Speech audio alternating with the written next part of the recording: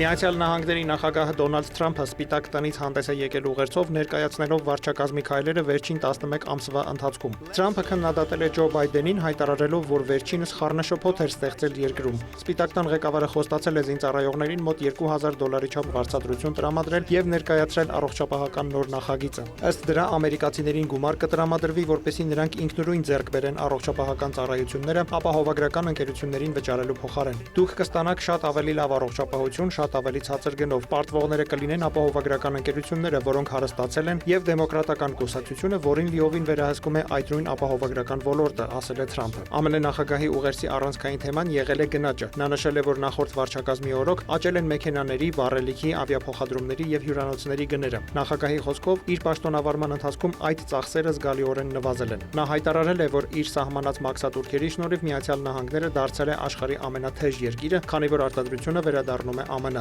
Reuters-ի եւ Ipsos-ի համատեղ վերջին հարցման համաձայն Միացյալ Նահանգների չափահաս բնակչության միայն 33%-ն է հավանություն տալիս Թրամփի տնտեսական քաղաքականությանը։ Եվրախորհրդարանը հավանություն է տվել 2027 թվականի վերջին ռուսական գազի ներկրումից փուլ առ փուլ հրաժարվելու ծրագրին։ Նախաձեռնությանը կողմ է քվեարկել 500 падգամավոր դեմ 120-ը, 32 խորհրդարանական ձեռնպահ է մնացել։ Եվրամիության դեսպանները ծրագիրը հաստատել էին դեռ դեկտեմբերի 10-ին։ Եվրախորհրդարանի որոշումից հետո օրենքը կուղարկվի Եվրամիության երկրների նախարարների հաստատմանը։ Այն կարող է ընդունվել ձայների մեծամասնությամբ։ Նախատեսվում է, որ Եվրամիությունը կհրաժարվի հեղուկ բնական գազի ներկրումից 2026 թվականի վերջից, խողովակաշարային գազից 2027 թվականի աշնանը։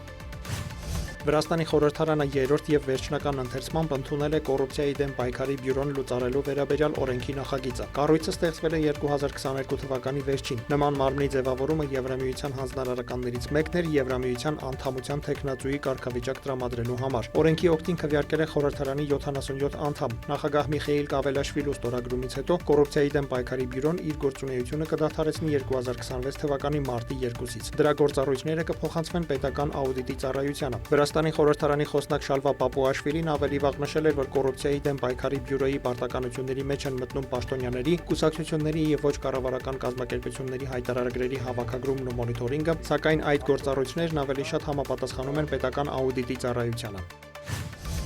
Եվրամիության արևելյան թևի պաշտպանությունը պետք է դառնա Եվրամիության անհետաձգելի առաջնահերթությունը Ռուսաստանից բխող սպառնալիքի պայմաններում։ Այդ մասին հայտարարել են Դաշնությանը սահմանակից Եվրամիության անդամ 8 երկրի ղեկավարները Հելսինկիում կայացած գագաթնաժողովում։ Ռուսաստանը ներկայացնում է մեր անվտանգության, ինչպես նաև Եվրատլանտյան տարածաշրջանում խաղաղության եւ կայունության երկարաժամկետ սպառնալիքը, ասված է հանդիպումից հետո Ֆինլանդիայի կառավարության կայքում հրապարակված համատեղ հայտարարության մեջ։ Ֆինլանդիայի վարչապետ Պետերի Օրպոյի նախաձեռնությամբ անցկացված գագաթնաժողովին մասնակցել են նաև Շվեդիայի, Էստոնիայի, Լատվիայի, Լիտվայի, Լեհաստանի, Ռումինիայի եւ Բուլղարիայի ղեկավարները։ Նրանք նշել են, որ Ռուսաստանից եկող ավանդական սպառնալիքից բացի ակտիվանում են բարդ հիբրիդային գործողություններն ու դիվերսիաները։ Մեր հասարակություններն անկայունացնելու փորձերը պետք է դիտարկվեն որպես Ուկրաինայի դեմ Ռուսաստանի շարունակվող ագրեսիվ պատերազմի մաս, նշված է փաստաթղթում։ Հելսինկիի գագաթնաժողովի մասնակիցները ողջունել են Բալթյան երկրների եւ Լեհաստանի ջանքերը սահմաններն ամրապնդելու այնպիսի նախագծերի միջոցով, ինչպիսիք են Բալթյան պաշտպանության գիծը եւ Արևելյան Վահանը։